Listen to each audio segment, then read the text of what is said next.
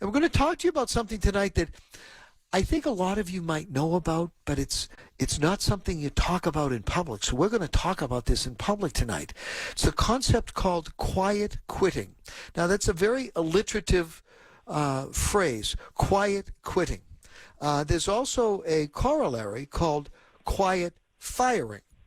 I will tell you that, as the titles would imply, the quiet quitting is being done by the employees, people like you and me, and the quiet firing, that's being done by the people who are in charge of employees like you and me. So what exactly does that mean? Well, there's a recent Gallup poll that suggests that the practice of quiet quitting is not a social fad. Gallup found about 50% of U.S. workers were, their words now, not engaged, meaning they felt detached from work and were doing the bare minimum, similar to the idea of quiet quitting.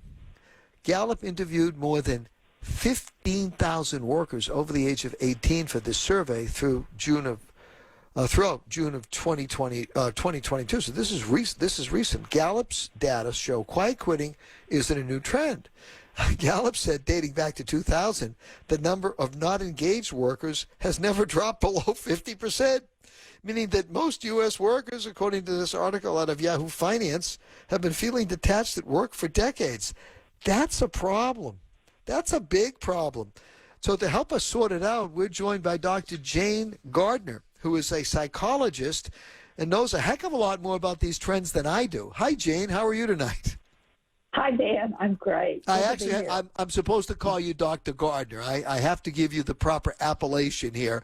I should not have said Jane. It is Dr. Gardner, and we respect that here on Nightside. So I apologize for that. But I'm excited to talk about you. To talk with you. I talked with you earlier today. I think you're going to be a good guest. Tell us. You know a lot more about this than I do. I'm stunned that half the population are in the are practicing quiet quitting. Have I described it, or has this story that I've read from described it accurately? I think the most important point, Dan, about quiet quitting is not about the quitting, but the quiet. And it's kind of like you mentioned, this has been going on for decades, but now we have a name for it. And putting a name on something helps us look at it more deeply and define what it is and decide what we need to do about it.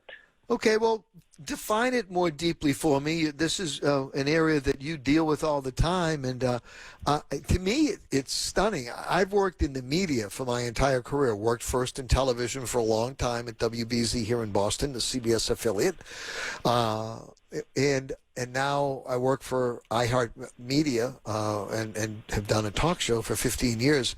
And I get up every day, and I got up every day. There were days you're tired, but you throw yourself into the work because, frankly, it's pretty competitive. And if you fall down in your work, they'll hire someone else pretty quickly, you know. And I would hope that most people would feel that way, but I guess they don't. Tell us why. Because I've gone into companies over the years and examined their culture, and I'm not surprised about the statistic because many of the employees tell me that they don't feel like they have to give their full effort because their employer doesn't really notice and doesn't care, so why should they care?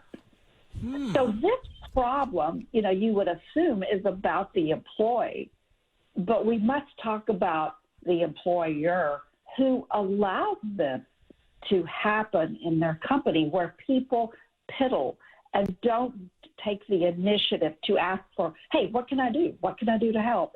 They're just sitting there kind of doing their own thing, and in many cases, playing video games, being on Amazon, doing things that look busy on their computer, but in reality have nothing to do with their job description.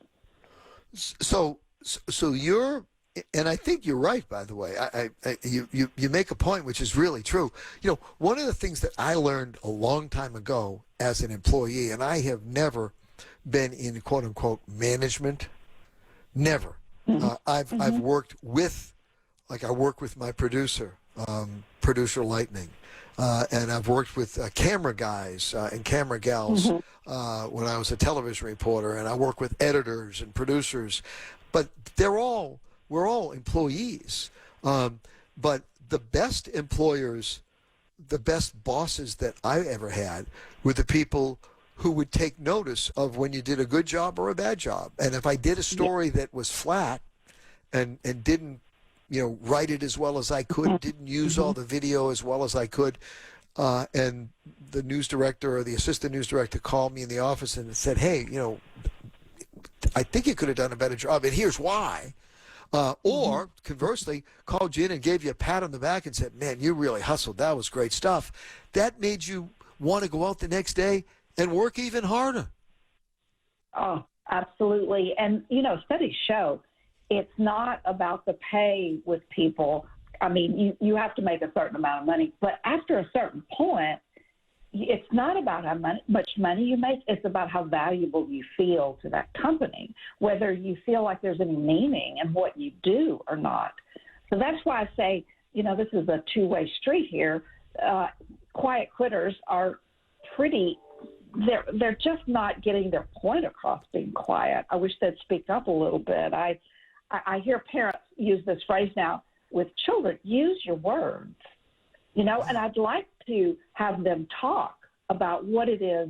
But when I interview them, what I really hear is that they're disengaged because they're bored and they don't feel like they're wanted or desired or even noticed, much less appreciated. Yeah, you know, when you said people, you know, use your words, that's the when my kids were young, I used to say to them, use your big words, you know, you expand your vocabulary. But okay, so I want to hear from some of our listeners who are bored in their jobs and feel that they are quiet quitters. I don't know how many of my listeners will cop to this and who will actually plead guilty to this. Okay, but if you got a job that you're just treading water in and you're not making progress, you have the potential to become a quiet quitter, or maybe you're being quietly fired. We'll explain the flip side of that coin. But I'd love to hear from you. If you go to work every day and you're excited about what you do, and look, everybody has days when you get up and you just would say, oh, I wish this was Saturday or whatever. I wish it was my day off. I get that. But if you every day get up with a dread of having to go to work and you're not challenged, it's just become stultifying. Let me hear from you. 617, and we have Dr. Gardner, who will be able to ask you a few questions and maybe even help you out a little bit. We'll see. 617-254-1030, 888-929-1030. 617-931-1030 is another line which gets you possibly on the air. Would love to hear from you. This is a subject we've never done here on Nightside. We are finishing our 15th year on the air. We do a lot of politics. We do a lot of current events. We do some pop culture, not a lot, a little bit. But we have never talked about this concept of quiet quitting. I thought it was new. Dr. Gardner tells us it's been around for a while. My guest is Dr. Jane Gardner. She is a psychologist. She's a licensed professional counselor, a licensed marriage and family therapist. She deals and helps people with problems. According to her bio, she gets that your conflicts and your limiting beliefs are usually subconscious, based on fear, and they're difficult to identify by yourself. So let's just take another moment here on the quiet quitters, the workers who basically, I'm going to use the phrase, are mailing it in. They're showing up at work, they're doing just what they have to be. And there's poor management involved, and there's plenty of poor management people out there. Let's look at it from the other side. There are management people who apparently not only aren't willing to sit down with workers and say, hey, you can do better, you can give me more, and it may help you improve your status, your stature with this company. They don't do that. And what they do is they quietly fire those workers. It sounds like it's a horrific, vicious cycle. How do they quietly fire people? What do they do? Come over and say, "Psst, you got a second? I want to talk to you?" I don't think so, right? I think they set them up in a way. Right. And it has a lot to do with these employers not wanting to conflict. They want to avoid the hard session that says, this is what you're doing wrong, and this is what I want you to do differently. They're afraid to upset their employees. And I don't know about you, but, when you and I were talking today, Dan, I got the feeling that it was hard for you to think about a quiet quitter because you've never been there. And I said the same thing to you. I thought, me too. I love my job. I can't wait to get up in the morning. But then I thought about something, and I remembered the first job I ever had. I had what I called the Sunday night blues. And I hated the job so much that I got sick every Sunday night. It ruined, my whole Sunday because I was dreading going to work. So let me ask you this without prying. You're a very intelligent woman. What sort of job did you have? I assume this was when you were younger, while you were still in school, or just after? I hadn't even gone to college. I was straight out of high school, and I decided I just wanted to make a living. And I got out there and I worked as an admin in a company that built airplanes. So it was just a boring job. Okay. And I was in the wrong place. I didn't feel like I fit. I didn't know even how to do it. I felt inadequate. But the only thing I really got out of it was, this isn't the place for me. Yeah. And so it kind of inspired me to go back to school and figure out what I wanted to do. But I think there's a lot of people out there that live the first 20 or 30 years of their life and don't find that job or that career that really turns them on. And yeah, so I hear you, and it's tough sometimes. I think schools aren't preparing people as well as they once did. Let's try to get some phone calls here from my guest, Dr. Jane Gardner, and she's talking about quiet quitting or quiet firing. And if you're in a job that you really love, you can tell us about it. If you're in a job you really hate, feel free. Dr. Gardner might be able to help you out. I suspect that Gail's always been happy in her line of work, whatever that might be. Gail, welcome back to Nightside. How are you? No, not always, but I'm good now where I've been in the last 8 years. Hey, Dan. Hey, Dr. Gardner. Dan, I've been wanting to call for the past 3 hours to give my opinion about the passing of Queen Elizabeth, but I couldn't because I had to work late tonight. I just got out of work now. Although I do agree with your last caller. I felt the first caller was ignorant about his opinion about Queen Elizabeth not being important. Yeah. Anyway, well, everybody has that. Everybody can have their rights to opinion here at Nightside. Talk about. I want to talk about this with Dr. Gardner, if it's okay. Right. What's your? Oh yeah. Oh no, I called specifically to talk to Dr. Gardner about this. I'm sorry. Yeah. Okay. So, go ahead. Wonderful. So, Dr. Gardner, I'm just curious because I've been in the workforce for a very long time. I actually started my first job at age 10. I had a paper route. So I've been working with different people of different backgrounds and different ages, and I've noticed, I work with the younger generation, and I've noticed that they don't seem to have the same work ethic as the older generation. I'm X generation. I work with all kinds of different people of different generations. I feel like the younger generation are just too hooked on their phones. So my question to you, Dr. Gardner, is have you done any study or have you noticed a correlation between the younger generation, their work ethic compared to the older generation? Interesting question. Yes, there are stereotypical thoughts that the millennials and the Gen Zs do not have the same work ethic. But, it's hard to – I don't like stereotypes, so it's kind of hard to do that generational thing here because a lot of times people are having problems that you don't even know about. So I don't want to just across the board take a whole generation and say they don't work very hard. I think some of them do. But you know what the millennials have taught me more than anything is they want meaning and significance in their work. And you can motivate them if you get them involved and get them to where they feel like there's a reason they get up in the morning to come to work. And that's where I'm saying employers have that obligation to pull these people in. And in the case of millennials, they do a lot of times give us the impression that they don't work hard. Here's what employers can do about that, though, is let's set up the rules and let's teach them accountability. Maybe they haven't been taught that, I think that's probably what you're saying. They didn't grow up with someone holding their feet to the fire like older generations did. So maybe the parents play it, Yeah, I don't know. What do you think about that?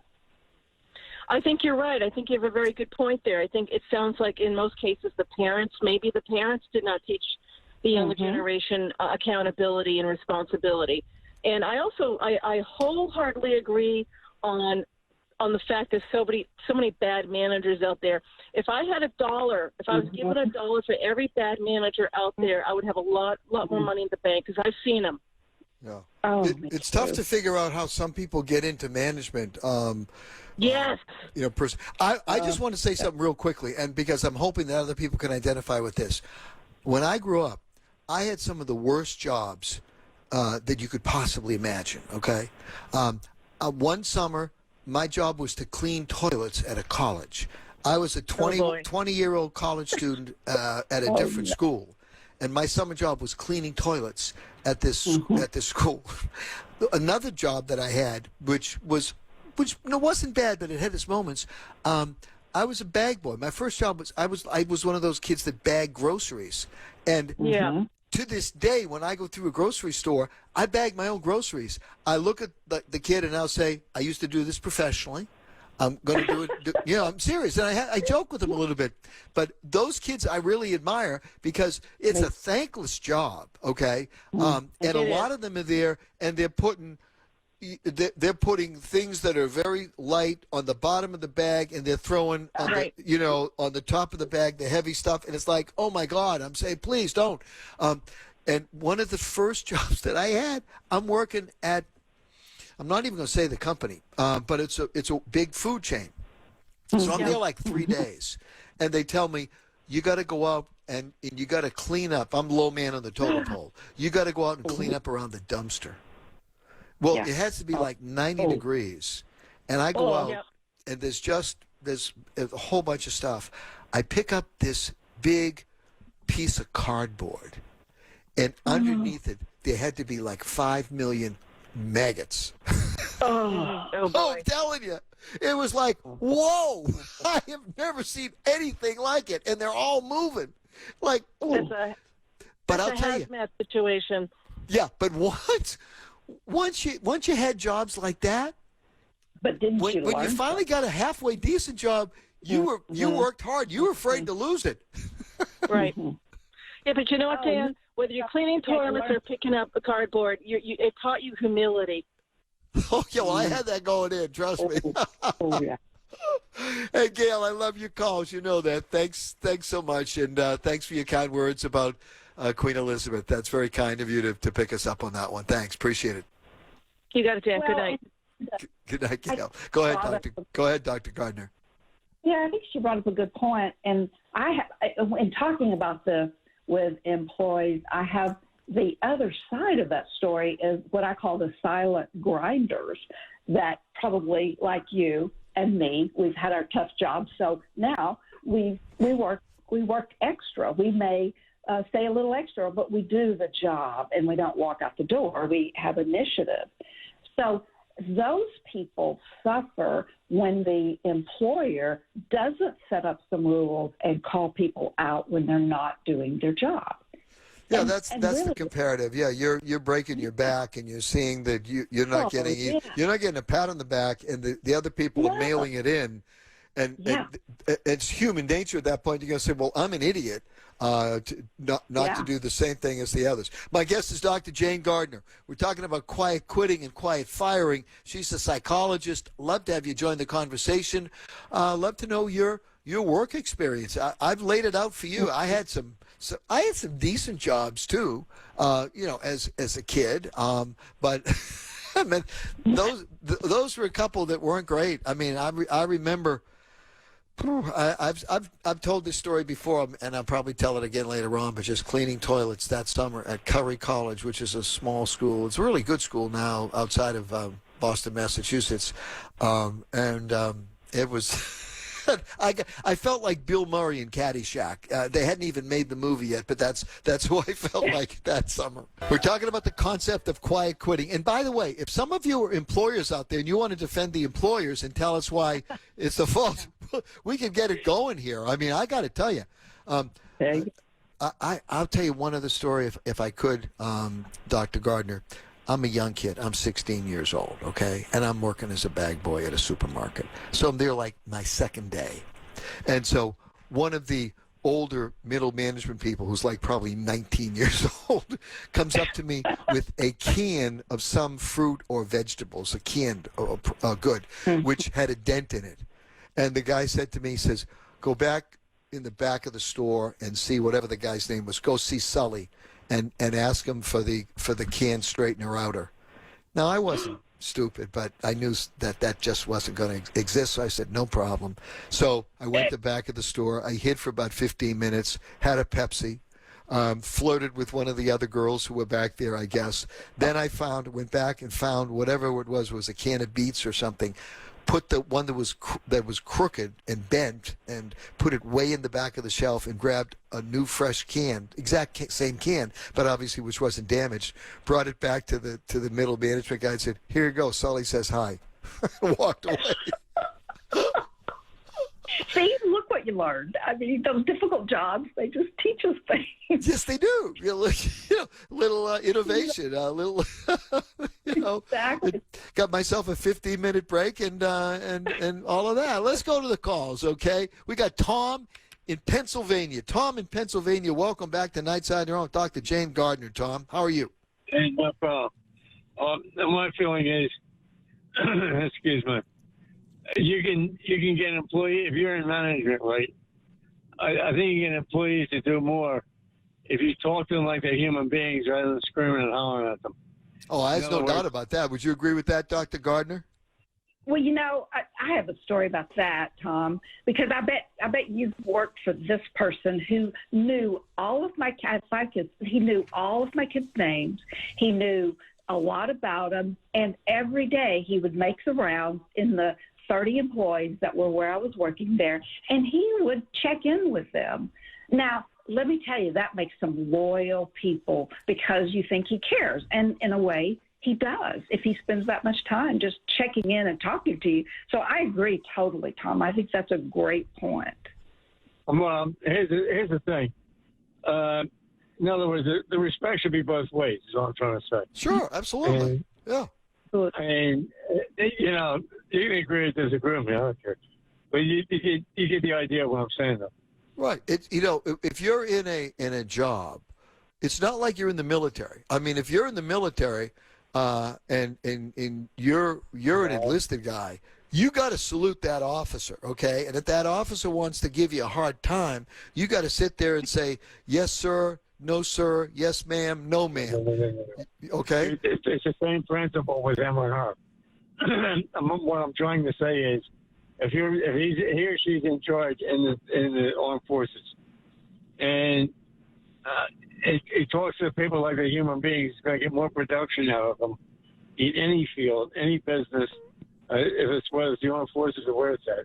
Oh no, I agree with you. But the point I was making was that when you're working in a business and you're on the floor or whatever, and you're the employee, and the middle management's giving you a hard time, you have the ability to say, you know what? Why don't you take this job because I'm walking out of here? If you can't do that in the military, you can't say, "Hey, Sarge, I don't like your style. I see it. I'm out of here." They hit you with AWOL for that. Okay. I understand what you're saying. Yeah, that's what I'm saying. recently because I had a couple employees who were being disrespectful to me. And if the manager was so short of help, the manager, she made arrangements. So I'm not working with those two people. And, you know, I'm 74, he's 18, and she's 20. And I'm not, I don't mean it as a situation of age. I mean it as a situation where if I'm to come in and treat you with respect, I should get the same thing in return.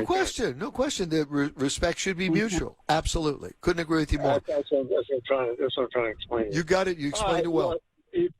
Have a nice evening. You too. Take it easy, Tom. Tom in Pennsylvania checking in. Let's keep rolling here. Going to go to Ralph in Norwood, a little closer to home. Ralph, you're on with Dr. Jane Gardner talking about the concept of quiet quitting or quiet firing. Go ahead, Ralph. Hi, how are you? Doing great. I was a manager in a restaurant. I had been in the restaurant business for many years.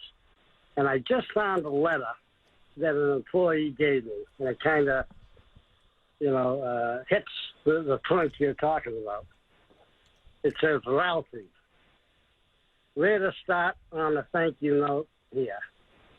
Since the first day I walked into the restaurant, Roadhouse Cafe, to look for a job, you took me under your metaphorical wing and welcomed me right into the family.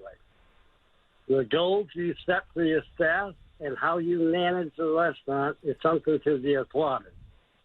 Not many places I worked have had the same type of efficiency and camaraderie as the Roadhouse. Although I probably will not be returning to the Cape next summer for work, I am positive that you will see me stalking around for a jazz night every now and then. Well, that's great. Now, what restaurant, Ralph? What restaurant were you working at that time? A Roadhouse Cafe in Hyannis, Massachusetts. Okay. Well, you and how long ago did that person write that letter? She wrote that. God, it was 2018. Oh, that's great. That's great. That's quite a testimony. Upscale Italian restaurant, $35 entrees, very nice. And okay, we can't give it a plug here, Ralph. Only kidding. Only kidding. I'm sorry. It's closed anyway. It's closed up.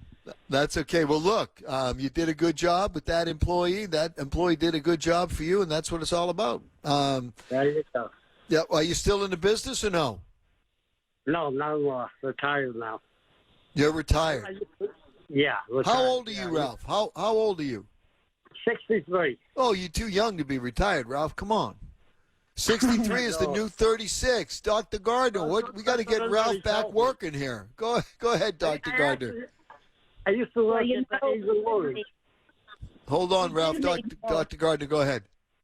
Yeah, we need more Ralphs out there because he made a good point that I was trying to say too, is that these employers have the power. They have more power than the employee. Let's put the onus on their back to change.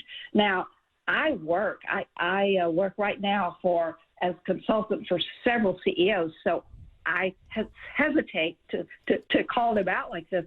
But I know what culture can do. A killing culture can just turn people off. And we have to teach, as an employer, we have to teach people what we want them to be like. And he made a good point. He taught these. He was like a mentor. He taught them how he wanted them to be. And it's the same way today as it was in 2018. We have to be the ones that step up and say, this is the culture, this is the rules, and this is what's going to happen if you don't follow the rules. It's just that simple, because I think the quiet quitters don't quite understand that what they're doing is going to cause them to get fired. They just don't get that. I have a friend of mine who has a very successful company. And the jobs that he has, it's manufacturing. They manufacture a product. I'm not going to identify the company. And he tells me he's very generous. He pays these people well. He does well in the business. And he tells me how difficult it is to get people who will come to work every day, who he can count on and depend on. And I'm sure that if people own a restaurant and they have a staff that's supposed to show up at 4 o'clock in the morning, If half that staff doesn't show up at 4 o'clock in the morning, they're going to be out of business. I mean, it's tough. It is really tough, tough. right? Ralph, congratulations. Enjoy your retirement, but don't get too sedentary, okay? If I can say one quick thing, the key thing I found is not to have rules, not to have, it's not like a prison or something. And if I'm having fun, I lead, and I'm going to have fun and do a good job and enjoy my work. And I expect them to do the same thing and follow my lead. It's kind of like Michael Jordan, for instance. I'm not comparing myself to Michael Jordan. But when he's on the team, he doesn't have to say anything, and people are going to follow, the teammates will follow his lead. They will be invigorated. Gator Ortiz with the Red Sox. Yeah. Okay, Ralph. Appreciate the call. Those are two good role models. Thank you, my friend. We'll talk soon. Appreciate it, Ralph. Have a great one. Good night. We'll take a very quick break. Coming back, more phone calls, 617-254-1030, 888-929-1030. My guest, Dr. Jane Gardner. Love to hear your story about either as an employer or as an employee. We're talking about quiet quitting and quiet firing, two sides of the same coin. My guest is Dr. Jane Gardner. She is a psychologist. She deals with employers and employees. And we're talking about the concept that has now been identified as quiet quitting. People who are going to work and mailing it in, they don't want to necessarily quit, but they have kind of checked out mentally, I guess would be the way to describe it. Let's go next to Joanne in Weymouth, Massachusetts. Hey, Joanne, welcome. Next on Nightside. Hi, Dan. Hi, Dr. Gardner. I've worked in the medical field for 30 years, and I've seen quiet quitting. Most recently, in the past 10 years. I don't think that some of the millennials come in with the same knowledge that it's a difficult job, and they have to put a lot of effort into it. They quietly quit, and they seem to resent being instructed on how to do their jobs. And then they do get fired. That's an interesting comment. Dr. Gardner, you react to that if you would, please. Yeah, thanks for bringing that up, Joanna, because, when I make a public speech or I'm on a radio show and talk, I always hope that at least one person out there that something I say or that we talk about helps them get a little bit happier. And I think some of the quiet quitters are unhappy. I know they're unhappy. I just know that's why they're doing this. And I want to explain to them that if they speak up and if they start asking what they could do to help, if they start joining in instead of sitting back and resenting, I think they're going to be happier. And I've got 2 or 3 tips I'd love to give quiet quitters, because I don't want to just spend this whole night putting them down. I think there's something underneath why they're acting like this. Yeah, go right ahead. Go right ahead. We're all ears. Go ahead. Yeah, well, one, I want to say figure out what makes you feel good at your job and do more of that. Determine if the job description is right for you and motivates you. And if it isn't, get another job. Maybe that's what you need to do, is just simply find the job you're happy in. But if you have to stay in the job, I'm going to say to you that you're going to be happier being busy than being bored. I've been bored in jobs before. It was the one I was talking about that I had the Sunday Night Blues on. And I just want to help you see that learning to jump in and offer your help is going to make you happier. In the long run, the more you like what you do, the harder you're going to work, and people will stop criticizing you so much. I hope some of those things, that someone out there can hear, that maybe if they do things differently, they're going to be happier. You have no idea how many people you might have just helped with that suggestion. Joanne? I agree with you 100%. And constructive criticism is not criticism. It's constructive. And I think that's something that needs to be learned. I totally agree. By the And way, if I'm not mistaken, you mentioned, Dr. Gardner, that you have on your website, which is drjanegardner.com, an opportunity for people to take a happiness at work IQ test. yes, I find that the quiet quitters are dealing with a lot of unhappiness. I'd love to have them. It is a free test. Just go on my website, drjanegardner.com, and Jane is Jayne, DRJAYNE, Gardner.com, and take this happiness at work IQ and see if you're happy or not. And then after you take the test, you get some suggestions with your score about what you can do to improve your happiness level. So I hope some of you take advantage of that, because I really do think that when you're unhappy, there's only one person that can make you happier, and that is you. And that's a hard concept, I think, Dan, sometimes for any of us to get, is that got to be the one that changes. Darn it. I'm on your website now. Is this where it says assessment for growth? Take free assessment. I'm trying to find the IQ test. Yes, look under assessment is the tab, and then right under that, you click on that, will be the happiness at work IQ test. All right, I got it right now. That's easy to find. Just go to the main page. There's a bunch of drop downs. One is called assessment, your happiness IQ for workplace. I'm going to do this tomorrow just for the fun of it. Okay, thanks, Joanne. Oh, thank you so much. I'll do it myself, too. All right, great. Let me know how you do, okay? Thanks. Okay, thank you. All right, got to get two more in. Let's go to Scott and Quincy first, and we're going to got room for Bill in Virginia. Scott, you're next on Nightside. Go ahead. Hey, Dan, great show. And Dr. Gardner, one of the things that I'm in the medical field, too, and in a support service, and sometimes I see that, people in support roles that are just like so tired of their job, they're just going through the motions. Yes.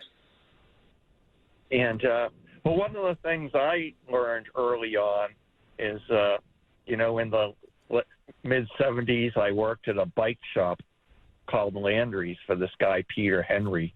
And he told me how important it was to do my job of putting those bikes together really well, because, people's safety was involved. Great point. And I also worked as a janitor on a military base in Natick at the Army Labs.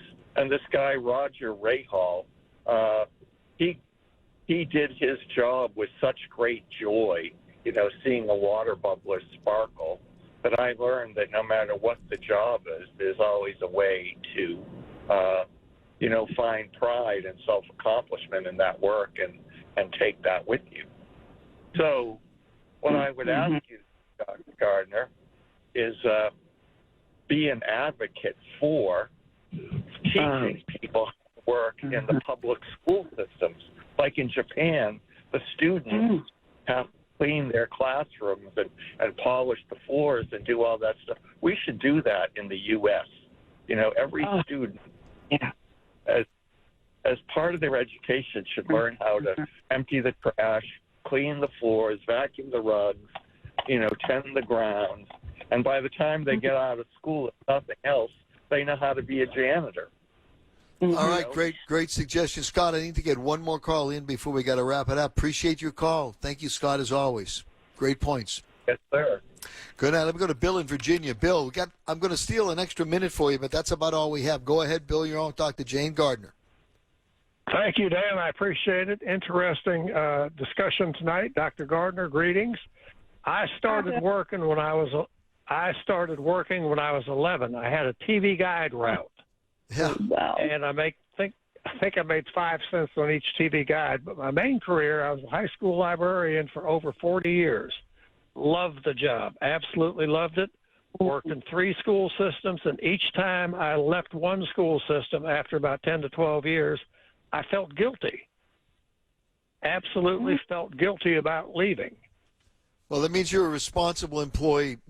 Bill, I got to get a quick reaction from Dr. Gardner. Doctor, we only have about 30 seconds left. I think he's a responsible employee, and that's the reason for his guilt.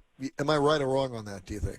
Yes, and I think he has the belief that his work ethic is his self-esteem, and I think a lot of us do that. It's a good way to live. All right. Hey, Bill, I wish I got you in a little earlier. If you'd called a little early, give you more time, but I'm flat out now, so I'm going to talk to you again soon, okay? Yes, sir, Dan. Thanks a lot. Thank you, Bill. And Dr. Gardner, Dr. Jane Gardner, thank you very much. Easy way to find your website is Dr. Jane Gardner, Jayne Gardner.com. I've enjoyed this conversation tonight. Love to have you back on at some point. Thank you so much, Dr. Jane Gardner. Thanks, Dan, for doing this. I hope we touched some lives out there. I think you did.